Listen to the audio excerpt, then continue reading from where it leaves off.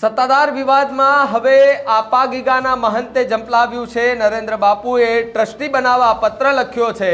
CCTV હેઠળ દાનની ગણતરી, સંતોની સમિતિ, કલેક્ટરને સામેલ કરવા સહિતના મુદ્દે સૂચન કર્યું છે। જૂનાગઢના સત્તાધાર જગ્યાના વિવાદમાં હવે રાજકોટના પૂર્વ કોર્પોરેટર અને આપા ગીગાના ઓટલાના મહંત નરેન્દ્ર બાપુએ ઝંપલાવ્યું છે। વિજય બાપુ ગુરુ જીવરાજ બાપુના ગુરુભાઈ તરીકે નરેન્દ્ર બાપુએ ટ્રસ્ટી બનાવવા માટે પત્ર લખ્યો છે, જેમાં ગીતાબેનના નામ સાથે જોડી ચર્ચા કરી સત્તાધારના મહંત વિજય ભગત પર આકરા પ્રહારો પણ થઈ રહ્યા હતા અને આ વિવાદો વચ્ચે પણ ઘણા મોટા ખુલાસા થયા હતા। એ પણ સૌ કોઈ જાણે છે। શ્રદ્ધાળુઓ અને નજીકના લોકોનો એક જ પ્રશ્ન છે કે કોણ છે ગીતા વ્યાસ? કેમ એવી ચર્ચાએ જોર પકડ્યું છે કે સત્તાધારનો આખો વહીવટ એ ગીતાબેન વ્યાસ સંભાળે છે। અને એક વિડીયોમાં જે મારી પાસે આવ્યો હતો, જેમાં એક પોથી યાત્રા દરમિયાન ગીતા વ્યાસે માથે પોથી લીધી હતી, ગળામાં મંગળસૂત્ર અને સેથો પૂરેલો જોવા મળ્યા હતા, ત્યારે ચર્ચા એ થઈ રહી છે કે મંગળસૂત્ર કોના નામનું છે। આજે આ મુદ્દે રાજકોટના પૂર્વ કોર્પોરેટર અને આપા ગીગાના ઓટલાના મહંત નરેન્દ્ર બાપુએ પ્રેસ કોન્ફરન્સ યોજી પત્રકારોએ સવાલો કર્યા અને એના જવાબ આપ્યા હતા। સાથે સાથે સવારે એક પત્ર પણ મહંત વિજય ભગતને લખવામાં આવ્યો હતો, જેમાં 11 જેટલા મુદ્દાઓના સમાવેશ કરવામાં આવ્યા હતા। શું કહ્યું રાજકોટના પૂર્વ કોર્પોરેટર અને આપા ગીગાના ઓટલાના મહંત નરેન્દ્ર બાપુએ, પહેલા સાંભળો। સૌ પત્રકાર મિત્રોને મારી એક નમ્ર વિનંતી સાથે અરજ છે, આ વિવાદ કોઈ સત્તાધાર જગ્યાનો છે નહીં। મારી આપ સૌને વિનંતી છે, આ વિવાદ વિજય ભગત, ગીતાબેન અને શ્રદ્ધાળુ લોકોનો છે। આમાં ક્યાંય સત્તાધાર જગ્યામાં વિજય ભગત મહંત હોય માટે આ સત્તાધાર જગ્યાનો વિવાદ થઈ જાય એવું મારે માટે માનવાને કોઈ કારણ નથી। કારણ કે સત્તાધારની જગ્યા ઉપર એક પણ પ્રકારનો આક્ષેપ લગાડવામાં કોઈના દ્વારા આવેલ નથી। દરેક લોકો સત્તાધારની જગ્યા, સત્તાધારનું હિત, સત્તાધારની શ્રદ્ધા અને આસ્થા સાથે જોડાયેલા છે। આજે તમે બધાય મને માફ કરજો, તમે બધાય સવારમાં મને મારા ઘરે ઝાલી લીધું। આપ સૌ પધાર્યા, તમારું બધાનું સ્વાગત છે, પણ મેં એટલા માટે સ્પષ્ટતા કરું છું કે કોઈ મિત્રોને દુઃખ ન થાય કે બાપુએ પ્રેસ બોલાવી લીધી અમને જાણ ન કરી, પરંતુ તમે આવ્યા તો તમને જવાબ દેવો એ મારી નૈતિક જવાબદારીઓ અને મારી ફરજ છે।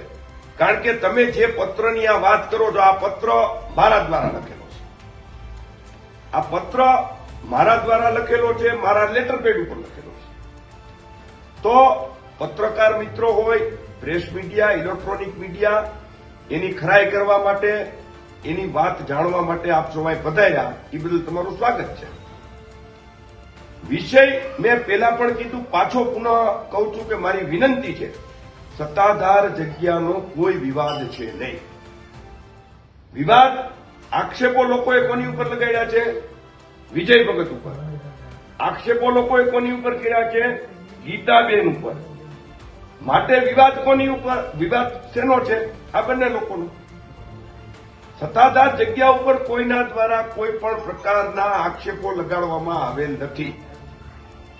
એટલે મારી સૌને વિનંતી, આપણે સૌ સનાતન ધર્મ સાથે જોડાયેલા છીએ, આપણે કોઈ 5-25 લોકોને રોટલો નથી આપી શકતા, પણ સત્તાધાર જગ્યાની અંદર લાખો લોકોને રોટલો મળે છે અને એ આપા ગીગાની ઈચ્છાથી મળે છે, માં ભગવતી, ભોળાનાથ એની કૃપાથી મળે છે। તમે કે હું એમાં કદાચ નિમિત્ત બની શકીએ, પણ આપણે ચલાવી ન શકીએ। બીજું, સત્તાધાર જગ્યા વંશ પરંપરાગત વિરક્ત અને ફક્કરની ગાદી છે। આની અંદર મેં લખેલું છે, જ્યારે વિજય ભગત ઉપર આક્ષેપો ચારિત્રના થઈ રહ્યા છે, જ્યારે તમારી પાસે હિસાબોના થઈ રહ્યા છે, તો કોઈ બીજા વ્યક્તિએ જવાબ આપવાની આવશ્યકતા નથી થઈ। શા માટે તમે બાકીના સાધુ સમાજના લોકોને આગળ કરો છો? શા માટે બાકીના સેવકગણને તમે આગળ કરો છો? પેલા 22 તારીખે એમ કીધું કે ધ્વજારોહણ થશે, ત્યાર પછી એમાં ન મેળ પડ્યો એટલે એવું કીધું કે ભાઈ 1 તારીખે થશે. તો 1 તારીખે ધ્વજારોહણની વાત કરી. ઈ છેલ્લા 15-20 દિવસ સુધી ગાય વગાડી પ્રેસ મીડિયા, ઇલેક્ટ્રોનિક મીડિયા દરેક લોકોના માધ્યમથી દરેક લોકોને આમંત્રણો આપ્યા હતા. આપ સૌ જાણો છો. તો આ આમંત્રણો આપ્યા. પેલા એમ કીધું કે 1 લાખ માણસો થશે, પછી એમ કીધું 50,000 માણસો થશે. ત્યાર પછી 1 તારીખે સંમેલન થયું. વધારેમાં વધારે 1500 થી 1700, 11 બસો, 186 મોટરસાઇકલો, 26 ફોર વ્હીલરો ભૂત બાપાને ત્યાં, બાકીની 40-50 બાર. આ બધી વસ્તુનો ટોટલ મારો એટલે સંખ્યા તમારી પાસે આવી જાય. હવે સંખ્યા ન થઈ એટલે કોઈ પણ પ્રકારના ધ્વજા કોઈ દિવસ અમારે આ બીજની ધજા ચડતી નથી. સત્તાધાર જગ્યા હોય કે આપા ગીગાનો ઓટલો હોય, 2 જ જગ્યાએ ધજાઓ ચડે છે.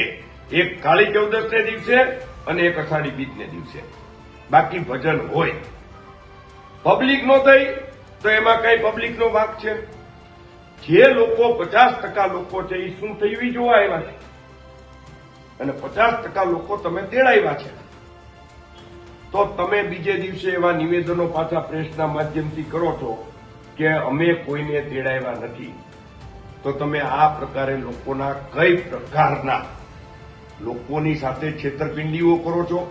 જસ મળ્યો તો તમારો, અબજસ મળ્યો તો સમાજનો. કોઈ એવું નહોતું કીધું કે ભાઈ તમે ઉમટી પડો એમ.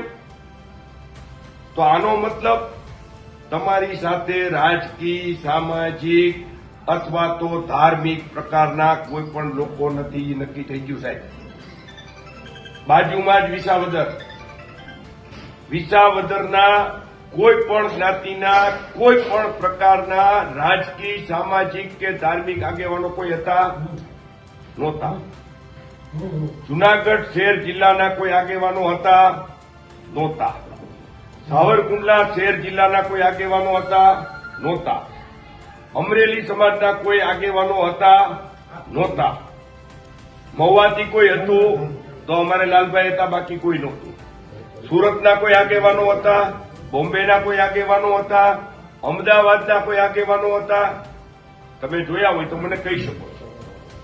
તો કોઈ પણ પ્રકારના આગેવાનો ત્યાં હાજર નહોતા. એનો મતલબ સ્પષ્ટતાપૂર્વક છે કે સમાજની કોઈ પણ વ્યક્તિ સત્તાધારની અંદર થઈ રહેલા અત્યાચાર, દુરાચારની સાથે નથી. એની માટેનું સ્પષ્ટ ઇન્ડિકેશન સમાજના લોકોએ આપી દીધું છે. હવે નિર્ણય તમારે કરવાનો. તો રાજકોટના પૂર્વ કોર્પોરેટર અને આપા ગીગાના ઓટલાના મહંત નરેન્દ્ર બાપુએ આરોપ લગાવ્યા છે અને ઘણા ખુલાસા મહંત વિજય ભગત પાસેથી માંગ્યા છે. ત્યારે એ જોવાનું રહ્યું કે આ પત્રનો અને 11 જેટલા મુદ્દાઓનો મહંત વિજય ભગત આવકાર કરે છે કે પછી નકારે છે, એ તો સમય આવતા જ ખબર પડશે.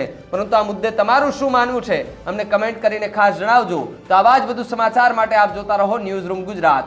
નમસ્કાર.